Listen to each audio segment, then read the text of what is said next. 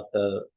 Ketu Ramachandrasekhar ji to take the symposium forward by talking about his chosen topic of, I think, Dharmic debates.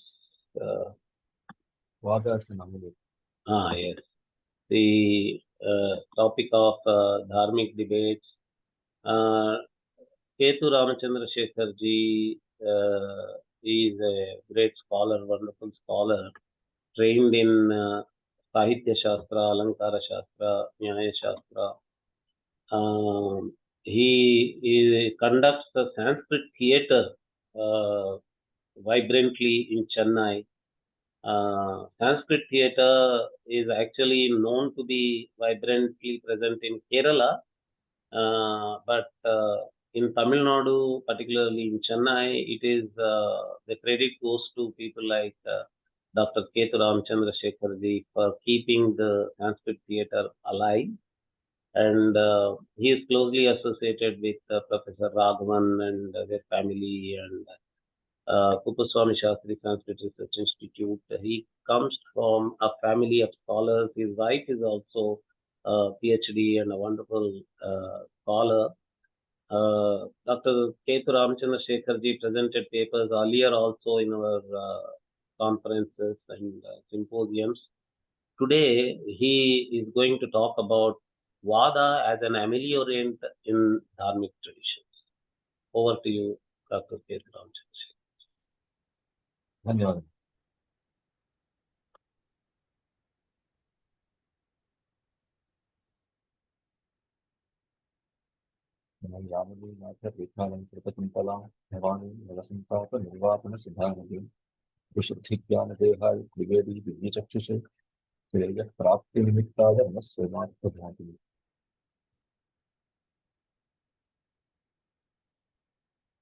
Namaste, and I wish to express my gratitude to the authorities of INDICA Academy, especially to Nagaraj Mahodaya, for the kind of trust that he had in me in inviting me for this seminar.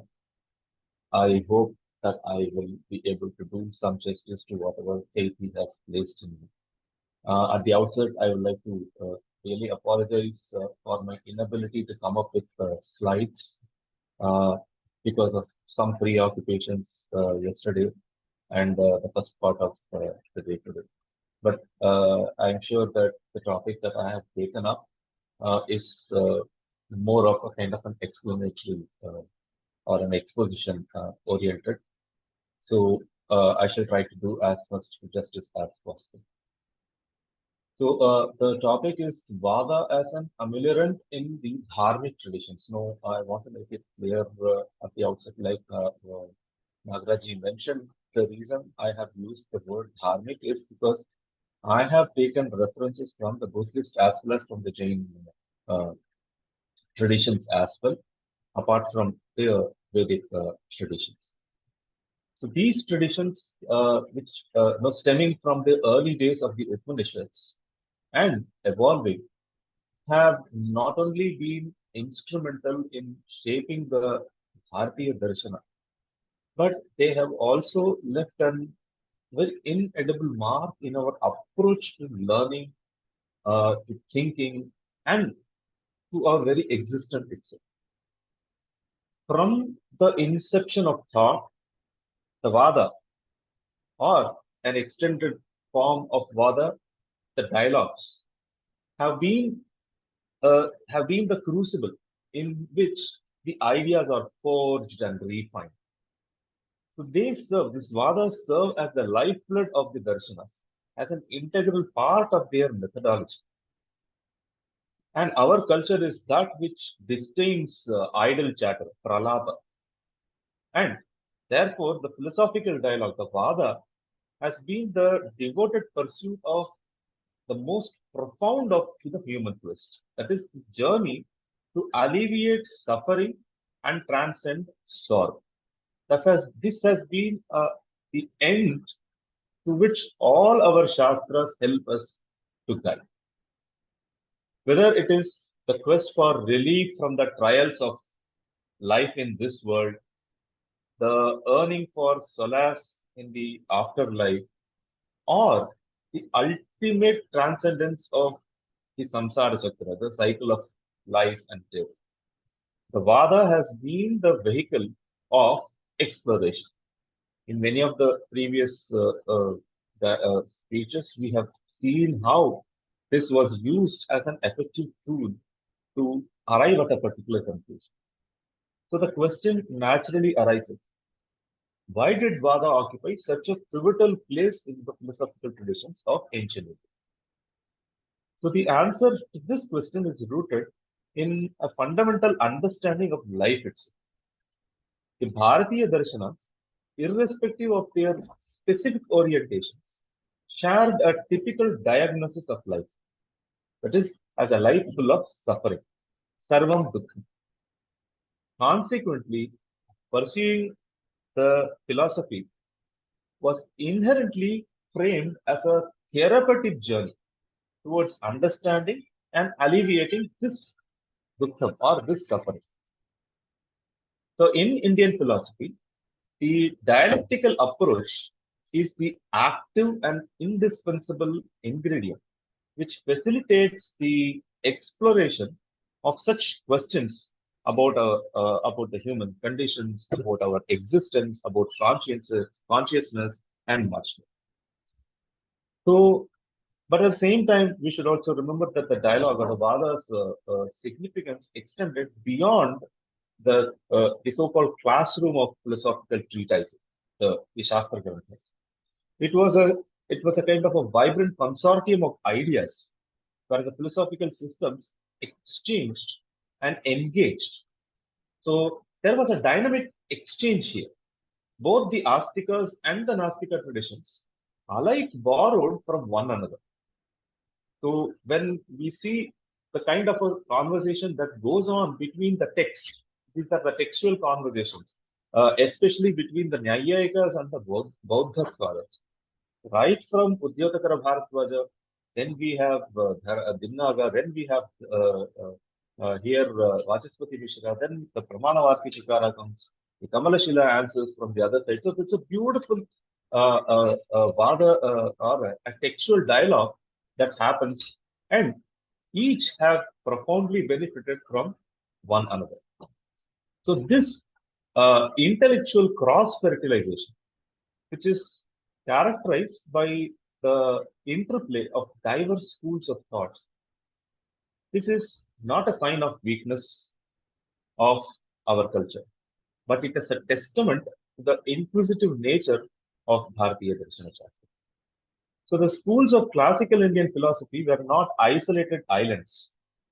They acknowledged their interdependence and engaged in intellectual exchanges. This is the most important contribution of Vada as a tradition.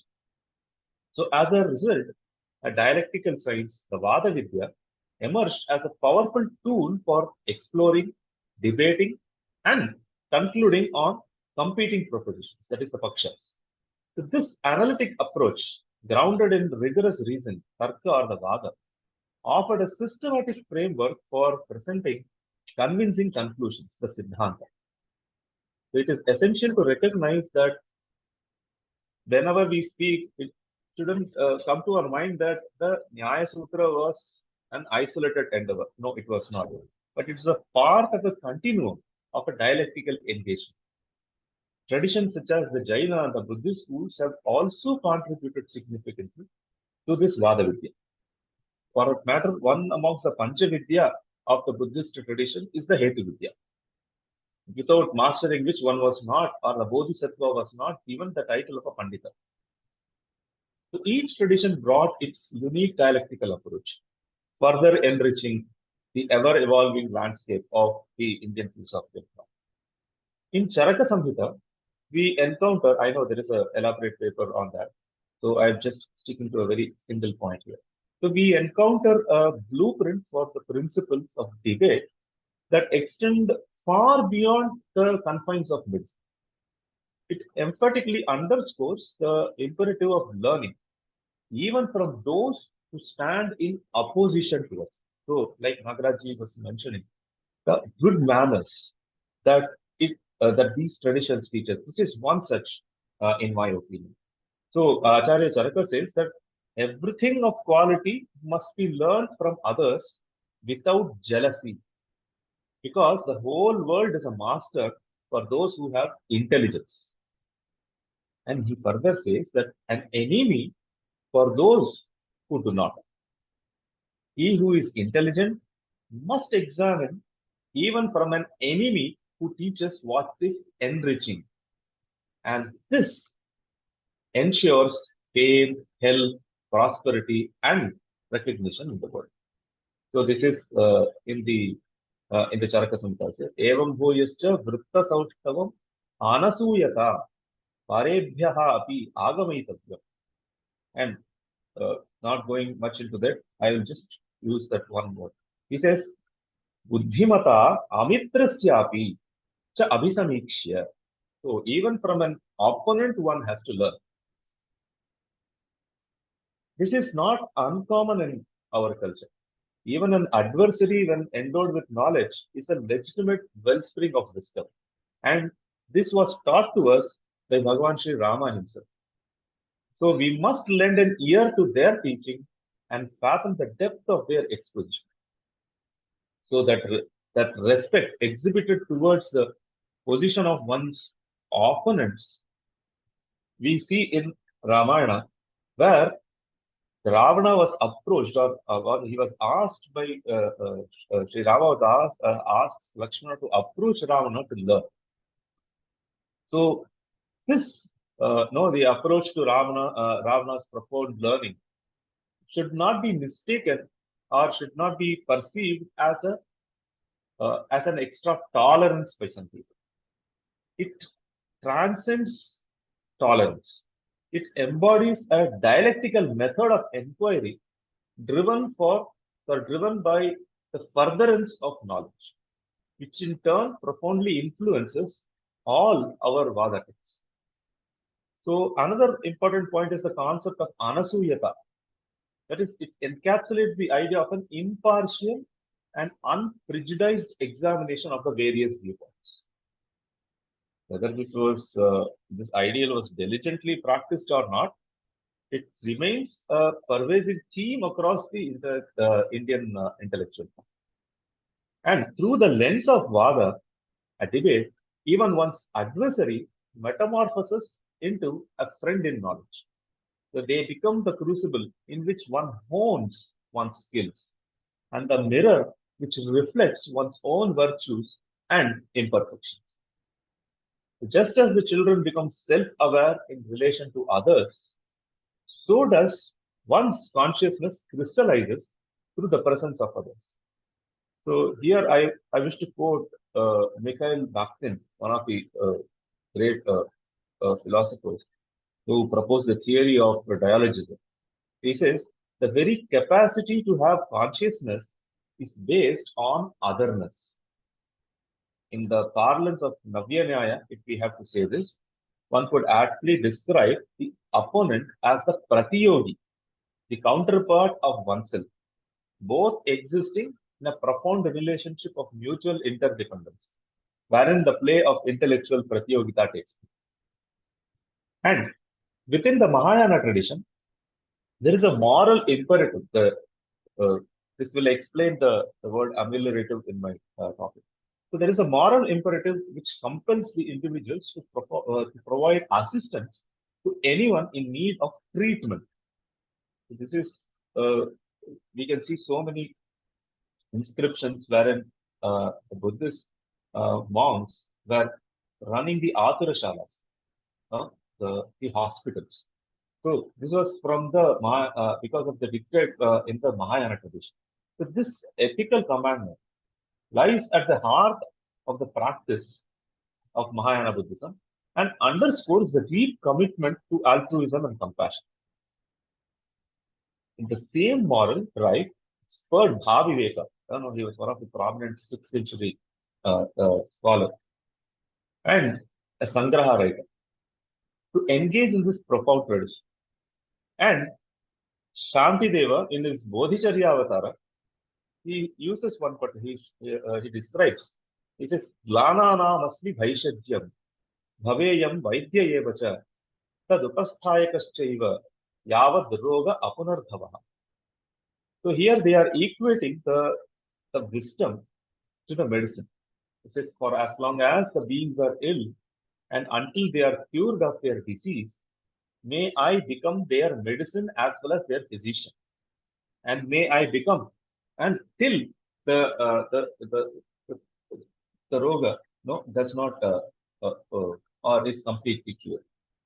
So here the themes of healing, the medicine, the role of physicians uh, uh, in Buddhism is is extended beyond the literal sense of medicine and used as a metaphor. So there exist three distinct categories of medical practices within the Buddhist source itself. One is the religious therapeutic, second is the magical therapeutic, and the third is the proper medical therapeutic. So for our interest here is the religious therapeutic or the philosophical therapeutic, as we want to say. So these are rarely demarcated, but we can see in the practice. So the dimension of religious or philosophical therapeutic is fascinating in the context of the Vada Granthas. So if these Granthas were to have any therapeutic relevance, it would primarily belong to emphasizing doctrinal studies and contemplation. And they don't merely present elements of knowledge for assimilation. They are organizing the elements of foreign knowledge, often considered incomplete or erroneous. And precisely they present them, and this approach aligns with the training of Bodhisattva, who must learn the various ailments afflicting the mind and the body and give the corresponding remedies on the cure. So they serve a dual role, those that of healers and that of spiritual guides. So these Vada Granthas or the Samgrahas are not just about refuting the view of others, but they are also about challenging one's own self-understanding. Kamalashila, one of the Buddhist scholars, he emphasizes that the doctrines that the Shanta Rakshita refutes invariably involve mistaken views of the self, Vithatatma Drishti, highlighting that these are views that any individual must hold about themselves, whether explicitly or implicitly. It requires the individuals to interrogate their self-conceptions, unearthing the ultimate and uprooting the misunderstanding conceived. So, learning about these competing philosophical views is not merely an intellectual pursuit. The science of reasoning or the Hetu Vidya was considered as a prerequisite for reflective and meditative aspects of the spiritual path. So, in these texts, the metaphors are more than mere linguistic embellishments. They are intricate and they have the multifaceted devices. So, when Indian philosophies portray existence as a disease, we shouldn't taken it should not be taken literally, no, implying a kind of a devaluation of life or a nihilism or a weak pessimism or something. Instead, this portrayal serves as a therapeutic metaphor, urging an individual to recognize their own spiritual malice or disease, and after recognizing, seek guidance, much like how we consult a physician once we identify the ailment. So, in the context of the philosophical journey, one must first realize their own spiritual afflictions, and then, after the identification, they have to embark on a quest for healing. And this spiritual master or the friend, whom the sources call as a Kalyana Mitra, they have to seek him, seek his guidance. So this therapeutic journey can be likened to three domains of dialogue or the Vada, which corresponds to contemplation, bhavana, the hermeneutics, the jignasa, and the ethics, the achara or the shila.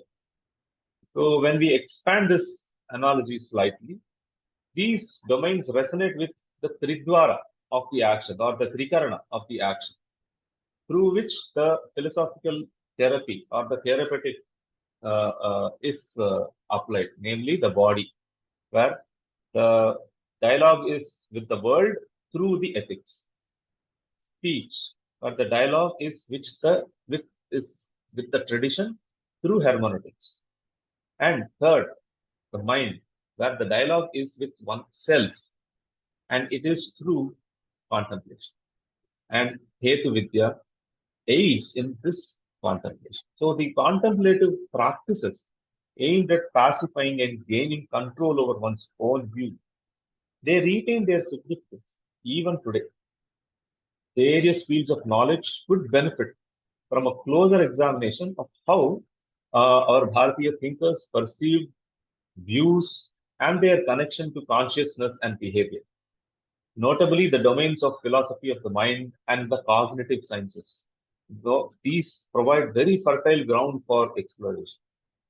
The Kashmir Shaivism or the Trika philosophers delved into the ontological subjectivity of consciousness, and they proposed the hypothesis that consciousness can only exist or it exists as not merely as a subjective experience, but it is a reflective experience. So there has to be subject object dependence.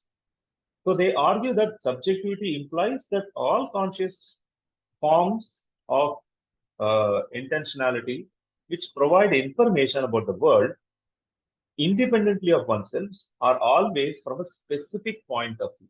That is, every pramata has a corresponding prameya. So they note that the world itself lacks a point of view, but it is our access to the world through conscious states is perspective arising from one's own unique vantage point of perspective. And in this regard, we see a close resemblance with the Jaina tradition. So thinkers like Haribhadra Suri, who one of the great scholars who substantiated the Anekantavada, he asserts that the reality can only be expressed from a specific perspective. So this is where we have a common ground of the Jaina with the Trikalas. And suffering, that pervasive sense of insufficiency, is never an isolated phenomenon. But suffering always exists in relation to something else. So this other, often experienced as separation, becomes the locus of pain, and in turn dependent on its counterpart, that is the I, that distinguishes between what it, that is idam, is and what it is not.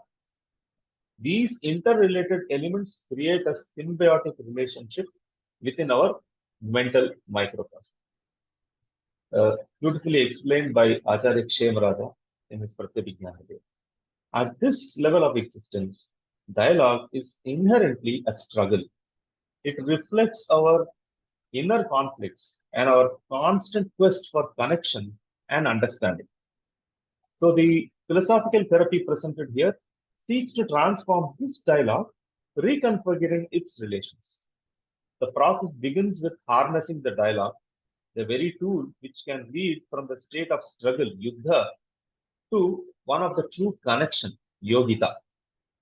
So the dialectical training at its core fosters viveka, highlighting the fractured lines of experience that divide an otherwise unified stream of consciousness. So in the Vijnana Bhairava Tantra, it defines a yogi as one who closely examines the relationship between the subject and object during every cognitive experience. So every moment he closely examines this relationship between the subject and the object. So it says grahya grahaka samyuktihi samanya sarvadehina yoginam tu visheshahayam sambandhe savadhanata. That is, it argues that everything is the self-transformation of awareness. Therefore, that which is perceived is an aspect of perceived. Though normally everyone else also sees, but how it differs from yogi is that a yogi is not seeing the difference between the seer and the seer. So this sambandha or the inquiry about the sambandha is what distinguishes the yogi from the rest. So the first stage of this dialogical therapy involves clear identifications of the principles, that is the tattvas, which underlie the object of analysis, typically the Purvapaksha, in the context of philosophical disputation. By identifying the opponent and their position, the sadhaka refines his own self-understanding, the Uttarapaksha, in the second stage of this self-dialectical encounter. Through constant intellectual exertion, which Acharya Abhinavgupta calls a sattarka, applied to self and others, the therapeutic science or the Hetu Vidya is gradually acquired. For this therapy to succeed, the consciousness must liberate itself from any binding perspective or a defective view, dosha. So the true culmination of this dialectical journey is not the adherence to any philosophical theory or a position to hold on to. Instead, it leads to an impartial and complete experience of consciousness, a state where struggle ceases to exist, where there are no enemies, no oppositions, no positions. In this profound state, the ultimate conclusion, siddhanta, of a therapeutic dialogue is found. That is the cessation of all the pain and the suffering. And any dialogue that sustains this experience is a healthy one, promoting connection, understanding, the freedom from other cognitive diseases. Therefore, the journey through Indian philosophical dialogue or Vada teaches us not only about the intricacies of the thought, but also about the human condition and the path towards liberation from suffering.